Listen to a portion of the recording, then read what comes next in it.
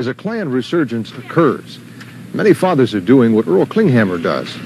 That is, to raise his children believing in the doctrine of white supremacy. Come on, Harry. Well, they could get rid of niggers. Shoot all the niggers and take them and stick them back in the slavery house. Because stupid old Abraham Lincoln decided he had to let them go free. Now I'm done, right?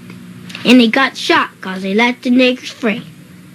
Terry and her brother Harry are Ku Klux kids. Telling them we hate them, fight with them all the time. We do, don't we, Harry? Why? Because we don't like them. I hate niggers. Shut up. Okay.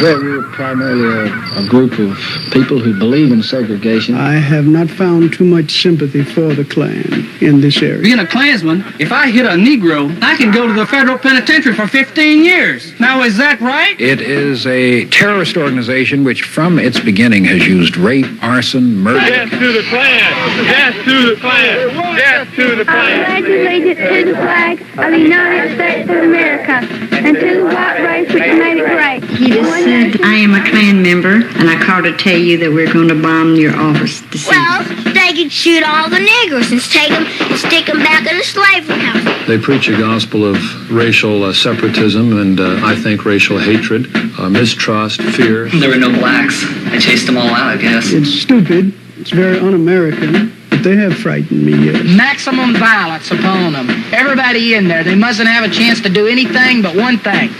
Die. Klansmen, to the cross.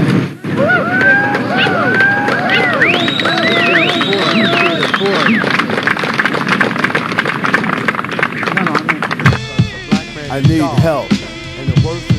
The government is after me. I need help. Someone help me, please. Someone help me. My children. They already did Tupac and Biggie Smalls. Someone help me.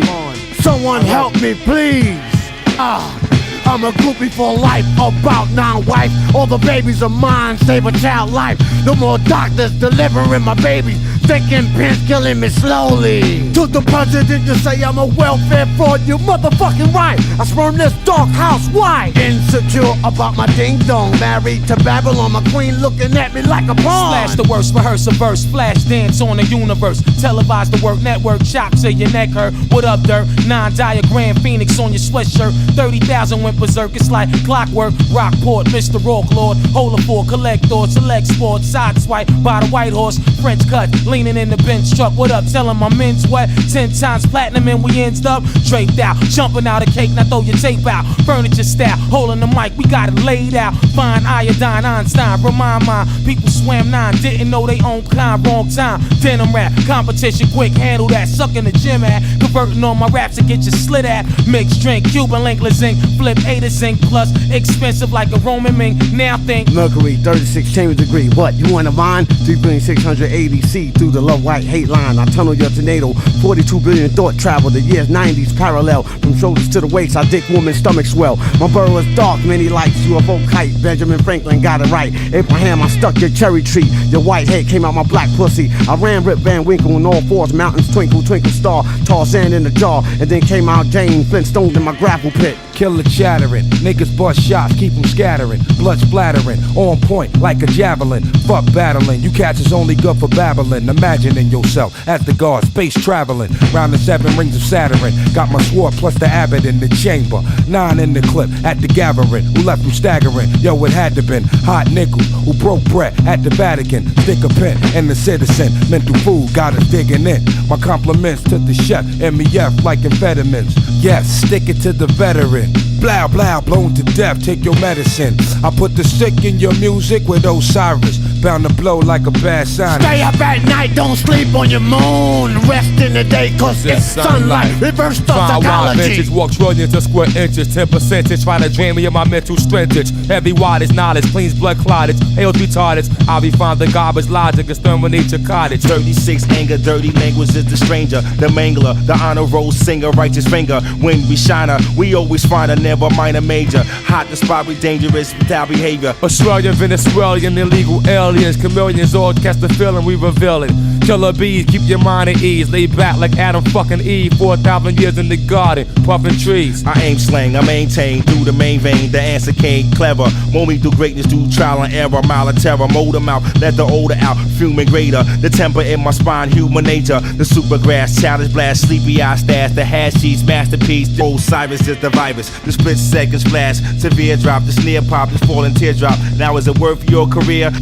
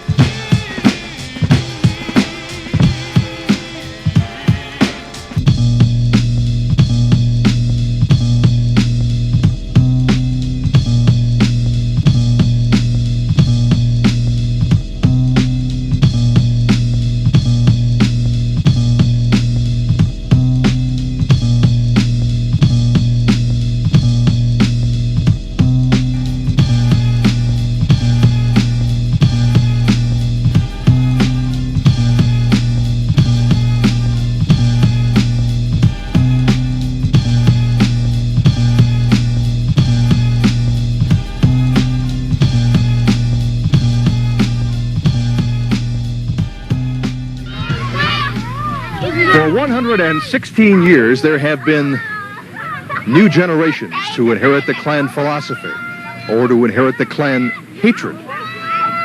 Not only is it an organization which has not gone away, it is a group which is coming back with a newfound strength. Go! There is a resurgence of Klan activity today. It is our children who are caught in the middle. Some of them will grow up to accept the Klan's philosophy of white supremacy. Others will grow up to be the Klan's new victims. 1981 has been the most active year for the Klan since its powerful days of the past. It seems to flourish in economic hard times, and that has been true here in Indiana and other parts of the country. Klan leaders have become media-wise. They have tried to resell themselves by grabbing onto issues they see as being threats to their well-being. Busing for integration, prayer in the schools, what they call the Jewish conspiracy, immigration, and the economy. Today, the Klan recruits in schools, prisons, the military, and among young working men and women. The resurgence has shown up from California to Connecticut, and Indiana has not been ignored.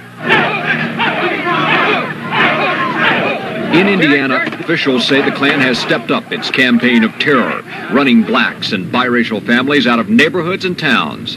They harass public officials. One former mayor says the Klan seems to exercise a kind of psychological control over his community. That's probably where that hit us. Let's move out this way. This is a Klan paramilitary camp, where Klansmen train for what they believe is the coming race war.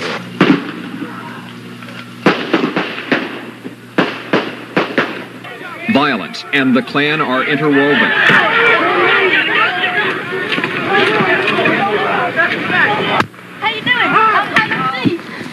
The Klan likes to think it is responsible for a growing racism in the United States. For more than a century, the Klan has pushed racism. Today, Klan racists are getting younger. They could get rid of niggers. Shoot all the niggers. The words from this 11-year-old Indiana girl are the same as heard a century ago. In a moment, we start at the beginning.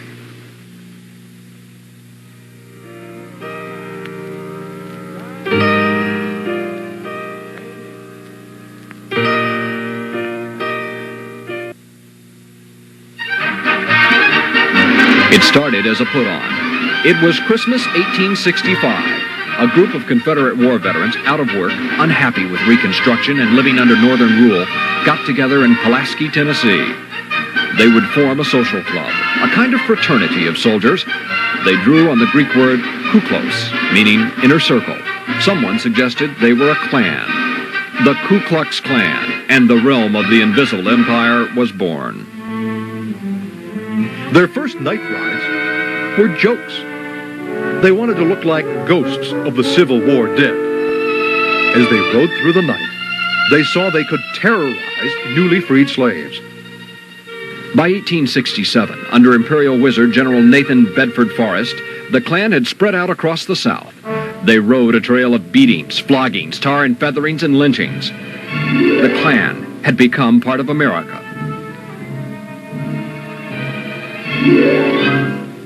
In the 1920s, the Klan was certainly no joking matter. In fact, they controlled the state of Indiana.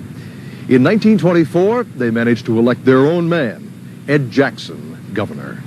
They controlled the mayor's office in Indianapolis and other Indiana cities. Prosecutors were Klansmen. So were police, lawmakers, and ministers, and maybe as many as 500,000 citizens. You'd go out in the morning and there'd be a clothespin with the Klan's ballot clipped under it, and you'd know that somebody from your block had been by during the night. And they offered to make any Protestant minister in the state of Indiana a free member of the Klan. And many ministers, Protestant ministers, picked up the offer. Thousands of robed Klansmen marched through the city streets. They once marched around the circle and up Meridian in what was described as looking like an avalanche of snow. There were nightly cross burnings. They published their own newspaper, arrested bootleggers, patrolled lovers' lanes, dictated morality, preached white supremacy, and terrorized blacks, Catholics, and Jews with whippings and beatings. The power behind the robes was D.C. Stevenson, a salesman and hustler. Stevenson made the right friends in high places. He moved with the powerful and ran his empire from Irvington. He once said, "I am the law in Indiana." He promoted something he called the military machine. That was his political organization. Supposedly it would allow him to get his word out to any individual block in any town in Indiana in less than 30 minutes. It was here at the courthouse in Noblesville that Stevenson's Klan once burned a cross, and that his reign over the empire ended. After a circus-like trial which drew national attention, Stevenson was found guilty of murder in the kidnapping, drugging, and savage rape of Madge Oberholzer, a secretary at the State House. A woman he met while with the governor at a party here at the Indianapolis Athletic Club. If people deliberately choose to forget the past, and it's amazing how many people, on the other hand, who have never heard of Stevenson, people who have grown up in this state, who've never heard of the Klan, or at least never heard of the Klan being a power in this state. If they're allowed to forget what happened in the 1920s, they might be foolish enough to believe that it couldn't happen again. Though it has gone to the back of most of our minds, Indiana has not forgotten. Marches like these 2 years ago in Muncie and Kokomo remind us that the Indiana Klan has not disappeared. And on behalf of all of us who are gathered here today to welcome into our midst, as part of our conference, the Honorable Julian Bond.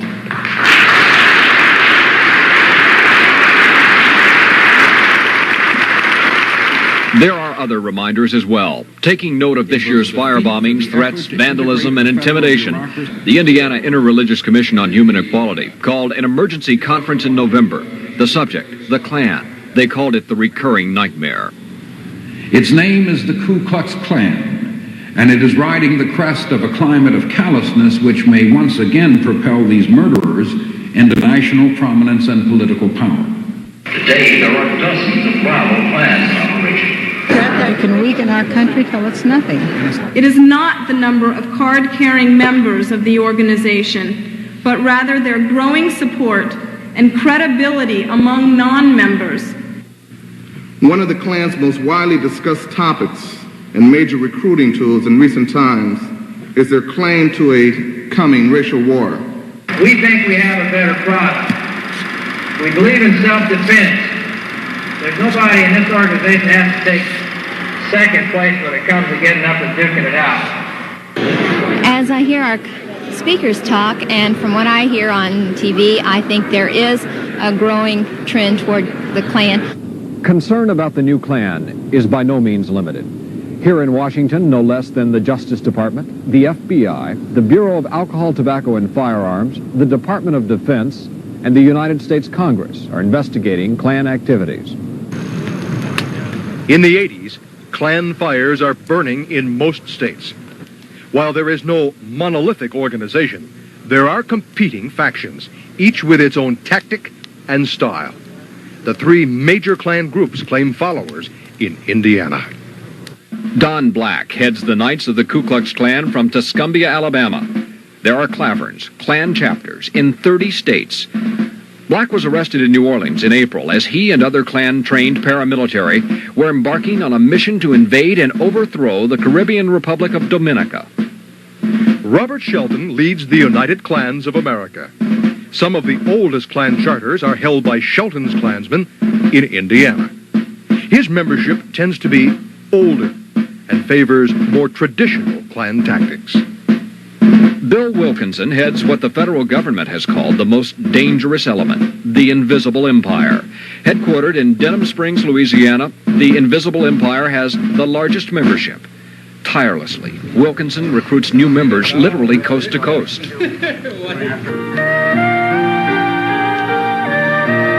Autumn in New England, many miles from the Deep South and the Klan's roots. This is Yankee country, and Mr. Wilkinson has come courting. They had better accept the fact that the Invisible Empire is back in the state of Connecticut, and we are here to stay. Any weapons in the car? 3 times in 1981, the Invisible Empire has come to Connecticut to recruit new membership. Let them throw! Each time, there has been trouble, violence. We will search the property that the Klan is going to assemble on. Death to the Klan! Power to the workers! In New England, the bait is the same as elsewhere. Everywhere you look, race is the issue. It's black versus white versus black. And it's because the two races cannot live together peacefully in a close proximity. Right now, if you're white, you're brothers. We don't see this Yankee rebel stuff anymore. Hey, Bill. What we must do, ladies and gentlemen, as I said earlier, is we must start getting involved. One of the first things we must do is repeal this so-called Civil Rights Act, which sets a double standard of justice for the different races of people in this country. The media continues to say we are violent, we create violence. They don't want it known that the Klan is truly a Christian organization, that we are starting to attract ministers again in this organization. In the 1920s and 30s, when the Klan rose to its peak of power, it was the work of the ministers of God. Whether it is in Connecticut or Indiana, everywhere it is the same. The climax of a Klan rally is the ceremonial lighting of the Christian cross. Handsman, hut! Hut! Handsman, to the cross.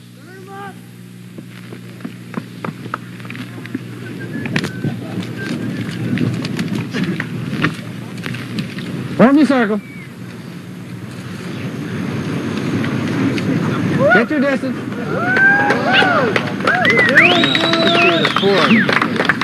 We do not burn, but light the cross, to signify that Christ is the light of the world, and that his light destroys darkness. Fire purifies gold, silver, and precious stones. Though some New England residents have welcomed the Klan, others have decided to fight back.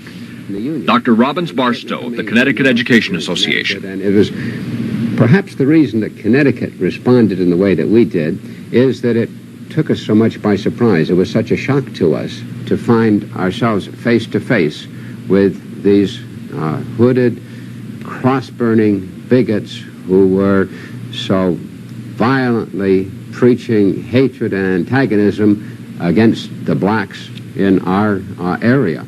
Worried about the Klan's growth in Connecticut, educators spent a year developing a teaching program designed to counter the Klan's recruiting drive.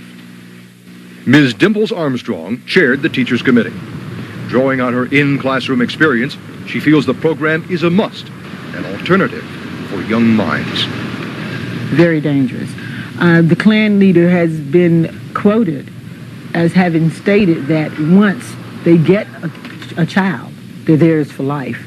And I believe the candidate that ran for office in California said that they don't even really have to join the Klan as long as they subscribe to our beliefs and our understanding. And I think that that is very dangerous.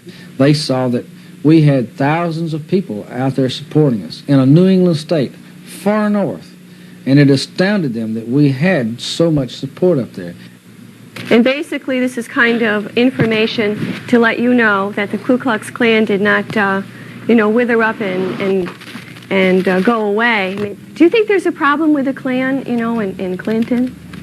A lot of people in the Klan claim that they're superior, and a lot of kids like to express the way they feel about their superiority. And this way they can do it freely, and they like to be violent sometimes. Well, they're a danger because of the problems that arise from the rallies and stuff. But I don't know in the beginning if they started out as like a threatening group. They eventually turned into a threatening group. It reminds me of like the Nazi group now. It has caused to a certain extent to get the kids festering. It brings up old wounds and old problems. It almost reminds me of the 60s. And it could come to violence. I'm not saying that I'm for the Ku Klux Klan. I'm just saying that if you're going to teach against it in the school system, then you can teach against anything that the majority of the people, the moral majority, don't believe in. It's, to our mind, so serious a threat that it is critically important for teachers to know the facts about the history and the philosophy of the Klan and have materials, documented materials, that they can put in the hands of students so that they can study and think it through themselves. We feel, in fact, ironically, the program that the National Education Association has put out on the Klan, they have a little booklet study guide for the teachers. We feel that this is going to do us a tremendous amount of good. Okay, the Connecticut supplement is really just lesson plans that you would use in human relations training in the classroom. Because of the wide Klan resurgence, the Connecticut teaching program is now being tried elsewhere. The project is co-sponsored by the National Education Association, the Indiana State Teachers Association, and the Indianapolis Education Association. Aware of the Klan history in Indiana, educators are moving now to prevent Hoosier schools from being used as recruitment centers. Educators feel the political climate is right for a new wave of Klan activism. The Klan often uses the dissent over busing, so the Indiana State Teachers Association is training its members with the experimental Connecticut curriculum. We believe that groups such as the Klan are counterproductive, are dangerous, and could lead to the destruction of our great country. And it will add reinforcement to the intelligence of why the anti-Klan program was developed to begin with. There have been isolated incidents of Klan recruiting in Indiana schools.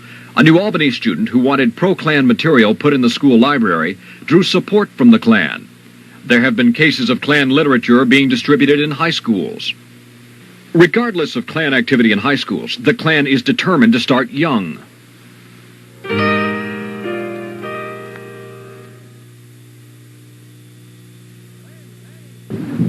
Salute.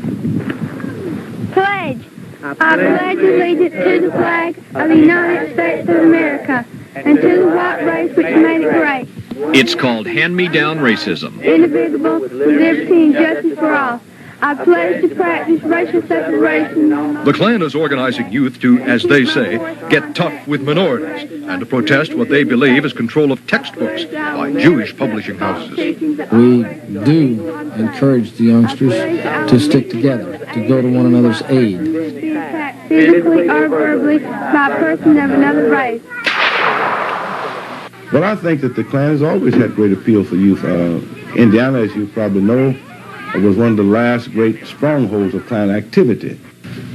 For a somewhat northern state, this was a hotbed of Klan activity, and they recruited. The difference between today and then is there's more publicizing of their activities, so we know a little bit more about it, we think. But I don't think it's really new for them to recruit youth. As early as 15 years ago, Indianapolis was one of the first places to organize a youth corps. In the last 12 months, nationwide, Klan youth corps have burned school buses, attacked a gay nightclub, burned crosses, inserted KKK cheers into pep rallies, and have taken part in shootings. Twice this year, Boy Scout leaders have revealed they were also Klansmen. J.W. Ferens lost his Scoutmaster's title. They feel it's not along with the wishes of the Boy Scouts. Of course, they're trying to teach reverence to the flag and to the basic ideals of our country. Of course, we do differ a little bit in what the basic ideals of the original founders of our country, the Constitution, was. Most youth camps stress recreation. All teach Klan doctrine. Some teach weapons training. To me, there's nothing more harmful than to see adults teaching children to fear and teaching children to hate. I'm concerned really about the children of the Klan. Klan Youth Corps. Hitler Youth Corps. No difference. No difference. It's been passed on generation to generation for the last 116 years. Evansville, one of the southernmost reaches in Indiana. There is a Klan history here. Members of the local Clavern, ranging from some of the state's oldest Klanspeople to some of the younger recruits, share an attitude that they represent what the Klan is supposed to be. Many of the people who live here come from families with deep roots in the South. This is also a town where the Ku Klux Klan is active, where there has been a long history of membership in the Ku Klux Klan, and where that membership is a source of pride for many of its members. As a Klan resurgence occurs, many fathers are doing what Earl Klinghammer does, that is to raise his children believing in the doctrine of white supremacy. Come on, Harry. Well, they could get rid of niggers. Shoot all the niggers and take them and stick them back in the slavery house. Because stupid old Abraham Lincoln decided he had to let them go free. Them done, right? And he got shot because he let the niggers free. Terry and her brother Harry are Ku Klux kids. Telling them we hate them, fight with them all the time. We do, don't we, Harry? Why?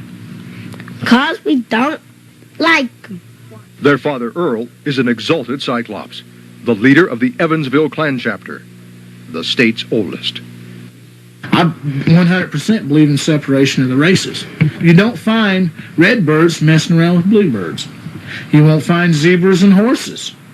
God has given even the tiniest animals enough sense not to interbreed, but yet man has not. The family dislikes the integrated school, only a couple of blocks from their home. By putting those blacks into your white schools, all they're doing is luring your children to the education level of the blacks. The children say they have had problems with black students and teachers. Their father has been to school to berate a black teacher. I've seen houses burnt before. I've seen buildings burnt before. Don't you go to school with some black people? Yes, I do. Huh? Yes. I fight with them all the time, because I hate them. I fight with nigger, too. He keeps knocked one in the nose and blooded his nose and then ran from the teacher, he said. Like other children of the Klan, Terry and Harry are growing up with a paradox. At school, they learn that the Constitution guarantees equality. But at home, they are taught something else. Okay. I hate niggers. Shut up. Okay. All right. How do you think the differences between blacks and whites should be resolved? Because they're blacks and we're whites. We're better than they are. Because we don't live off their tax fees and all their money. And they live off our money. Damn. But Terry, you're telling me there's a problem between blacks and whites. How do we solve the problem? they quit living off our taxes, it'd probably be solved. They also learn from their parents' friends. Members of the Klan chapter are often at their home. There's been many a scientist or professor who have come up with a theory or have proven that the blacks are the inferior race, and to mongrelize with them like the communists or the Jews would like to see us do would degrade this country and, of course, make it easier to take over for the communist movement. I mean, it ain't the Jews, it ain't the colored or the Mexicans or who. I'm scared of our own race. Well, half of white America is a closet racist. And it's been drummed in their heads through TV, the programs, periodicals, that it's a shame. You know, it's downgrading to be a racist. It's not moral. Liberal churches drum this into their head, but their own common sense prevails in this. But yet they want to stay in the closet as racist. And this makes them the two-faced white American. Child molestation. This chapter is reflective of the Klan belief that whites are superior to all other races. Start out with history. Science goes back. The man evolved from animal, paramecium amoeba, and went on up to the gorilla. And then they come to the great white ape. One for me, great white. Not black. Little chimpanzee in the zoo, he's got white palms. So does Spear Chucker out on the corner. He's got baboon mau lips. Not me, man. Just him.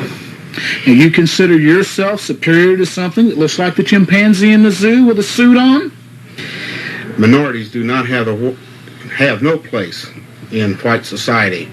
They are like a disease eating at our side. When we found the blacks, they were eating worms, grubs, bark off a tree, and each other. And I don't see their real complaint because we have brought them up way above the standards that they could ever possibly hope if they would stayed on their own. The Mexicans, they have no complaint. They snuck over this border and took American jobs and leached off the Americans, sucked the blood out of the Americans, along with the Vietnamese, Cubans, Haitians, you name it. In the best of all worlds, Klansmen would prefer segregation. They call it race separation, race purity. Yeah, I'd go along with that. What, repatriation on that? Send them all back home, or send them halfway home and then sink the boat halfway over there. At the core of their white supremacy is a fear that an integrated society will lead to a mixing of bloodlines. It is their belief that such mixing is part of a conspiracy to ruin the nation. Intermarriage to a Klansman is unthinkable, a grave sin. And she'd be totally disowned. If I got away with anything more severe, I would probably do it, but she would definitely be totally disowned by not only me, but my entire family. If I had a daughter, I'm not married, if I had a daughter come home with a black, I would immediately remove a pistol from my drawer, blow her brains out, blow his. And hopefully I'd have the guts to blow mine out for being dishonored so much.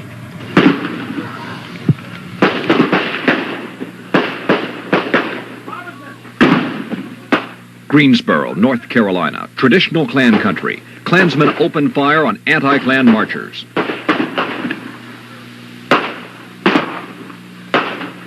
Five persons are killed. Later, a jury acquits the Klansmen. Help us! Help us! Help us!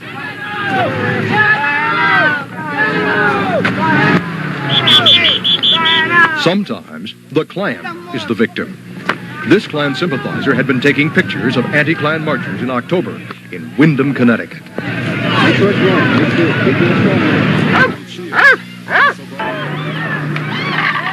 It is a Klan strategy. They know that wherever they march or rally, there is likely to be trouble. They count on it. Violence is a Klan legacy.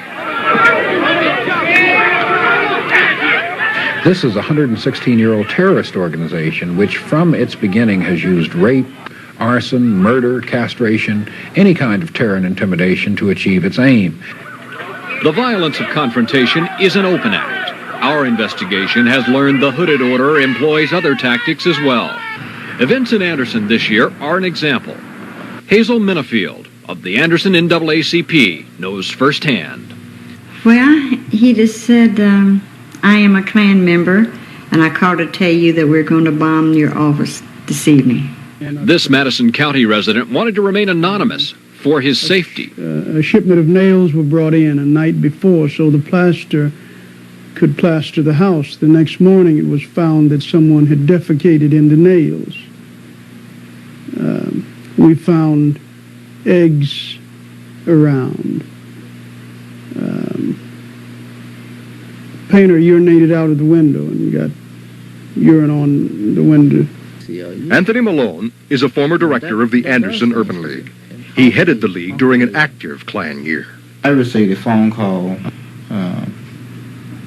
one night about, I think it's about 12 o'clock. It's around about 12 o'clock. And the call said something to the fact that this Anthony Malone, I said, yes, it is, director of their Urban League. I said, yes. He says, well, you're a marked man, the Klan, you're a marked man. Something to the fact that the eyes of the Klan are upon you. We received the same type of threats at my home. My daughter answered the phone and a threat was made on my life at that point. I'll never forget what they said. Use a nigger, bitch. Very poor English. We're going to chase you niggers out of town. It means a throwback to the law of the jungle. It means a throwback to a retreat from democracy and the ideal of social justice. Dr. Benjamin Hooks, president of the NAACP, spoke with News Center 13 on a recent trip to Indiana. Later that evening, while he delivered a speech in Anderson, a cross was burned outside the building. There have been many such incidents in Anderson. Rocks thrown through windows, cross burnings, and other vandalism have scared several black families out of two neighborhoods. Some have left town. Violence, physical violence, psychological violence is still there. The next day, he called again, and it so happened I had left the office and gone downtown, and another volunteer answered, and it scared her so bad. She ran out of the office. She just left the office. I pray a lot, and I know it's silly. I feel that it is, that no one's going to harm me, but there's always that element of doubt that I just can't seem to shake. The fear is still there. It's still there. Being in a position like that and getting calls like that. And I guess, you see, also, I guess the other kind of thing that bothered me was the fact that having been in Fort Wayne when Mr. Jordan was shot. Ron Jones is president of Command Investigations Bureau. His security firm was hired by a Tipton factory during a strike last summer. One evening, while Jones was in the plant, he got a report of gunfire. He moved to the scene, where he and assistants chased two men across the grounds and into a cornfield. They caught the men and confiscated a Klan cross. Jones reported the situation to local law enforcement. He said they took no action. I feel that there's a strong possibility that some members, I'm not saying all, but some members of the law enforcement community within this community are, at the very least, Klan sympathizers. Nick Alexander is a law enforcement officer who is fighting the Klan. The Delaware County prosecutor has been investigating racial violence for almost 2 years. His interest began when the Klan started a youth program to police neighborhoods. They were going to run drug dealers out of those neighborhoods, that they were going to run different people that they considered immoral out of those neighborhoods. Prosecutor Alexander says Klansmen have reminded public officials, even judges, that the Klan is to be reckoned with. Cross burnings was the way it started in some of the neighborhoods. Literature being sent to public officials here. In Muncie, the special grand jury has returned 2 indictments, one for attempted murder, and the defendant is a Klansman. Alexander says getting those 2 indictments was tough because witnesses were intimidated and afraid to talk. As a result, News Center 13 has learned Alexander is now investigating possible obstruction of justice by Klansmen. In the meantime, he has learned to live with threats. It affects me when it involves my family. There were some threats made against my daughter that were a little bit alarming. When the activity first began again, after years of apparent absence, we didn't take it seriously. We thought it was a joke. At least I did. I really did not believe that that type of mentality could start having any effect in our community again. But it did.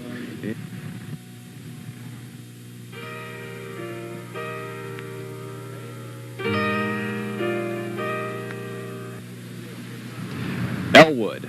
Nestled here in north-central Indiana, it's known as the home of former presidential candidate Wendell Willkie. It's also known as the home of a very violent chapter of the Klan. The last lynchings north of the Mason-Dixon line are attributed to the Klan chapter here. Officials have suggested Klan involvement in the mysterious death of a Mexican-American at a bar in Elwood known to be a Klan hangout. The Klansmen here are part of Robert Shelton's United Klans of America. The Klan's ingrained influence in Elwood can be seen and heard at the Elwood High School. When you go to other towns, they say, oh, you're from Elwood, the Klan town, USA. Do you think people in this town are scared of the Klan or intimidated by the Klan? Yeah, I do. Hey, they don't give Elwood a bad name. Elwood, if it gets a bad name, it earns it itself. No, it don't. I think it does. It does. Think the Klan gives Elwood a bad name? Yeah, man. I think it does. They always helped the people in Elwood that needed help, but that was a long time ago. They didn't help the black people, did they? There were no blacks. They chased them all out, I guess. Would you actively work against any effort to organize the KKK in the school? You'll get a lot of opposition from a lot of people. There's so many people. The least people you least expect sometimes are in the Klan that you really don't want to get involved with it. A former mayor, Lynn Chase, and a former police chief, Jerry Stevens, both of whom declined to appear on camera for fear of their own safety and the safety of their families, say the Klan has a lot of power and influence here in Elwood, and that influence reaches into city government. We'd like to talk with you a second. You Mike Williams? Yeah. I'm Cameron Harper with Channel 13. Mike, you remember the Klan? Yeah. A lot of members of the street department here in Elwood, members of the Klan? Not that I know of. How'd you get your job here at the street department? Applied for it. We understand that the Klan helped get the mayor elected in this town. Not that I know of. And that he hadn't, the Klan never campaigned for him, never put out any literature on his behalf? I don't know anything about it. I don't have any comments. Mike, come here just a minute. We want to find out a little more about it. I don't know anything about it, boys. You just said you were. I didn't say I was either. Yeah, sure you did. No, I didn't. Sure did. Just no, I didn't. We got orders from Alabama not to give you no interview. From Alabama? Right. Who down there? I mean, is there somebody... Robert M. Shelton. He told you specifically not to talk to us. Right. Not because of the Delaware County investigation or anything like that. For 3 months, members of this clavern refused News Center 13's efforts to interview them, with leaders telling us to lay off. Street Commissioner Clarence Devers is not a Klansman. When he ran for mayor of Elwood, the Klan did not support him.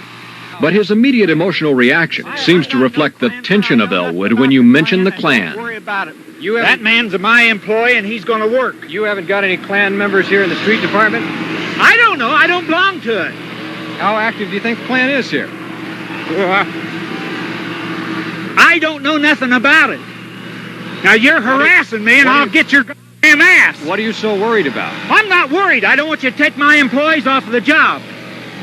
Credible sources in and out of government in Elwood say Klansmen have been hired for city jobs because they supported certain politicians. In addition, former Mayor Chase and former Police Chief Stevens say one of those politicians is current Mayor Webb Morris. Did the mayor have any say, and does he have any say in deciding who you hire to go to work here in the street department? Most everybody we had, we inherited it. And, you know, you can't come in political-wise and throw people out of a job. Yeah. So most of the jobs here are patronage jobs. Right. Repeatedly, Morris refused to be interviewed. Authorities say since the Delaware County grand jury probe began, the Elwood area Klan has sought secrecy, though they've remained active. They count members in Marion, Tipton, and Kokomo as well. Historically, the Klan has been more successful in towns of that size. Before his firebombing conviction, former Indiana Grand Dragon William Cheney had followers in his home of Greenwood, Greenfield, Martinsville, and Newcastle. But today, the Klan has targeted big cities. They believe they will find new members in urban areas. They probably can. And in a day and age when there is a high level of unemployment, when we're in an economic downturn, when people's anxiety level is already raised, they can very easily play on people's emotions.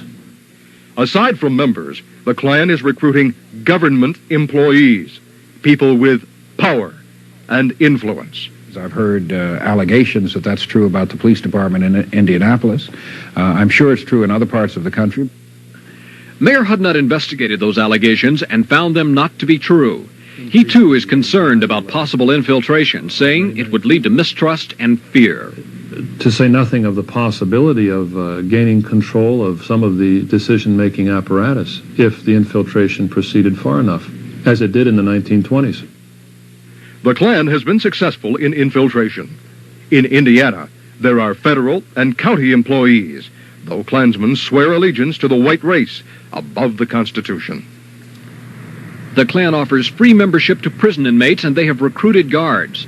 Cloyd Schuler of the Indiana Corrections Department says Klan activism in prisons makes an explosive situation worse.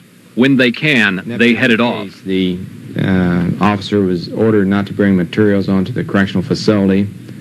He was ordered not to distribute any literature and to in no way have the Klan affiliation affect his work in the correctional facility. He failed to follow those instructions and we fired him. Aside from infiltration, the new Klan has borrowed another technique from their earlier rise to power, the church. New Center 13 has learned that papers will be filed in 1982 establishing a non-denominational Klan church. The one who would follow Jesus cannot be about terror. One has to be about love and power and justice. Today, the Klan also understands demographics, that is, appealing to certain blocks of people. They have given young women a more active role, hoping that more young men will follow. But while they infiltrate and recruit and preach Christianity, they also prepare for a fight to the death.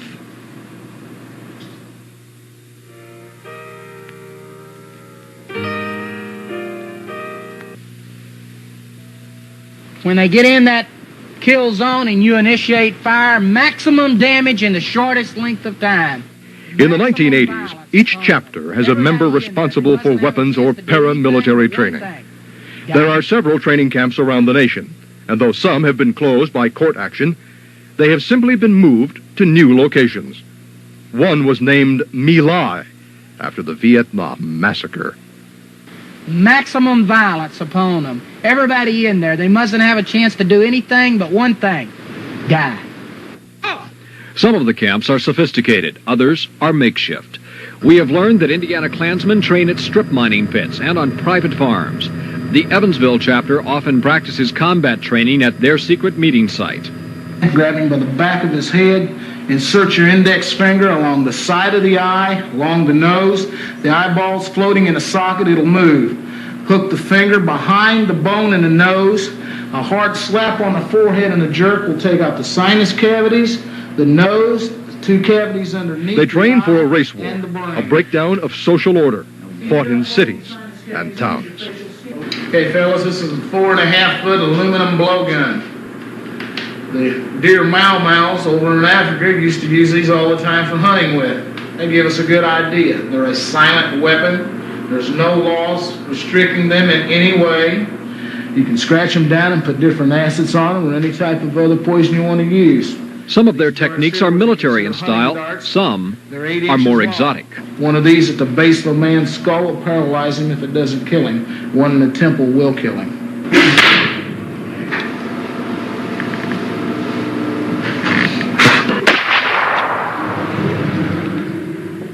This is the weapons vault at the Bureau of Alcohol, Tobacco, and Firearms. Within these walls are thousands of guns, some of them legal, many of them illegal. Some of them have been confiscated from people intent on doing wrong with them. This is a CAR-15. It's a favorite weapon of Klan members. Some agents say Klan members think it's sexy. They have the propensity for violence in furtherance of their ideologies. They've used explosives and they've used firearms over the years. Those are deadly forces. The Bureau of Alcohol, Tobacco, and Firearms has taken the lead in Klan investigations this year with 3 major cases, 2 attempted bombings, and 1 planned invasion. But there have been more. I think we're going to have a definite increase based on this pattern of 141 cases over the last 3 years. I'm sure that we're going to have a significant increase over 1980. Just this past month, the head of the Justice Department's Civil Rights Division, William Bradford Reynolds, said he was so concerned about acts of Klan violence that he would meet with the FBI director to map out new strategies to deal with repeated acts of racial terrorism. The very kind of incidents we have been talking about tonight. I think Mr. Reynolds has been generally concerned since he assumed the position as head of the Civil Rights Division about reports that he has heard about Klan activity, about racial violence, and the fact that these complaints, which we have received, have increased in the last several years, and he feels that he needs to make certain that we are doing an adequate job in responding to those complaints. There is a common misconception at work here that the FBI is a national police force protecting us against intrusions into the domestic tranquility. But when it comes to the Klan, nothing could be further from the truth.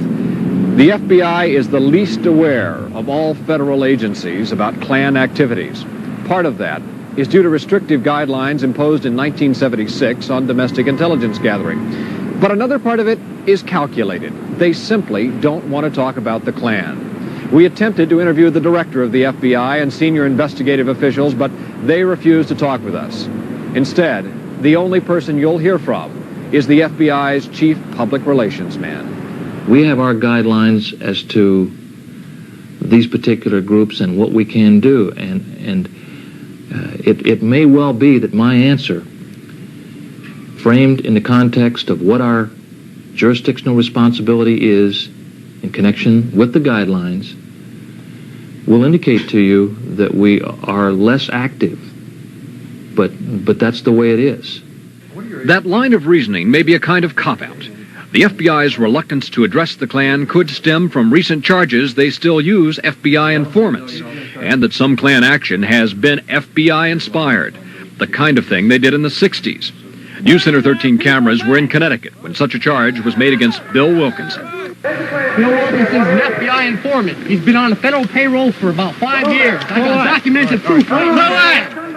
Is your name Rosenberg? No, my name ain't Rosenberg. What's your name? Take him out of here. I'll take him out of here. Klansman, grab him. Get him out of here. No, hold it. Get him out of here. Wait a minute. Hold the wagon. There's a state trooper right here. State policeman right there. Bill Wilkinson's an FBI informant. He's been an FBI informant since 1975. Is he or is he not an FBI informant? I wouldn't be able to comment on that situation. You're aware of what I'm talking about, though? Oh, yes. The so-called self-proclaimed imperial wizard. I think the information that's out there stands on its own. I wouldn't want to comment any further on it. For his part, Wilkinson said he is not a paid informant, that he supplies the Bureau only with information he would give the media. There is another place in Washington where there is a renewed Klan concern.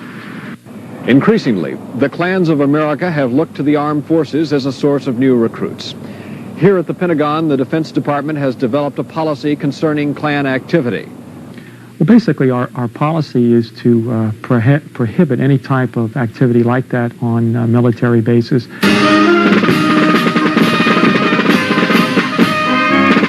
This is the first interview the Pentagon has ever granted on the subject, and Dr. Korb said Klan activism could be devastating. Put renewed emphasis on it beginning about 1.5 years ago when it became clear that there was sort of a resurgence of this type of activity. In a moment, a look at what the Klan's resurgence means.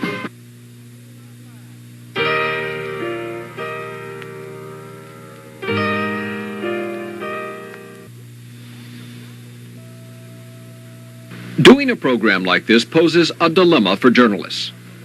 Should the emotional controversy be ignored, thus avoiding giving the Klan publicity?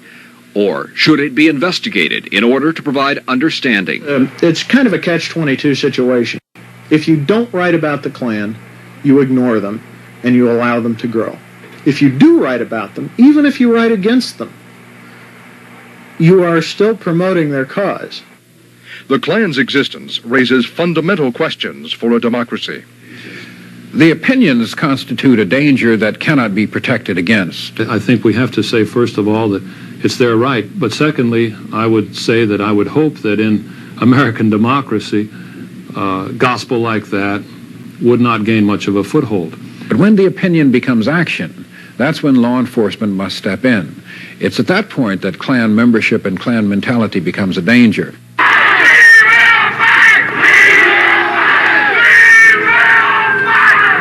You can only fill a balloon for so much air before it pops.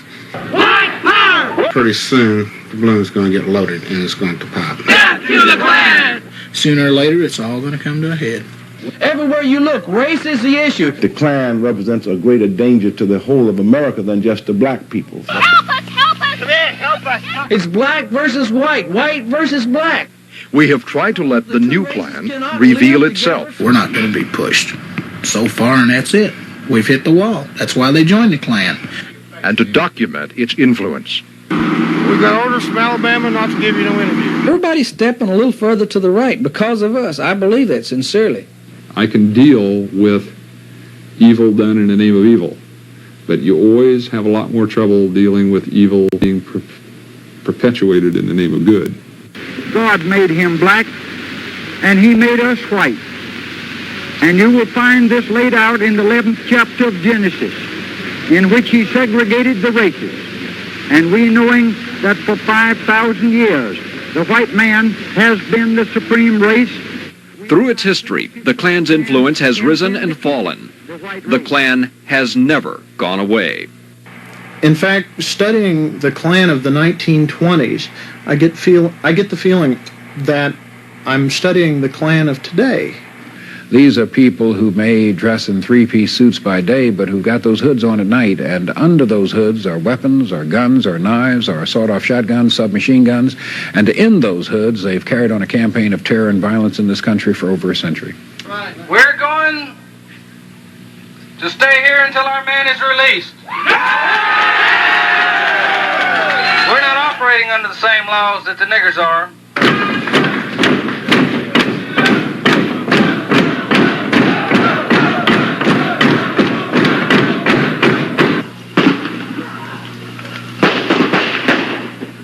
Eternal vigilance is the price of liberty, and it's no more so than now. It is the acts they commit and the climate they create that makes them a danger, and I'd say they are the single most dangerous organized group in the United States today. The Klan is in the midst of another resurgence. The power they ultimately gain depends on all of us. For the eyes of the Klan are upon us. And we don't damn well intend to give up until the last drop of Klan blood has been shed.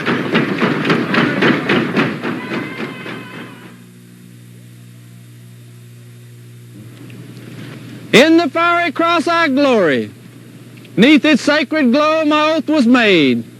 It shall ever live in song and story. I swear its light shall never fade. God give us men, tall sun-crowned men, who will not flinch at duty and who will not lie. God give us men. Amen. Klansmen, at ease.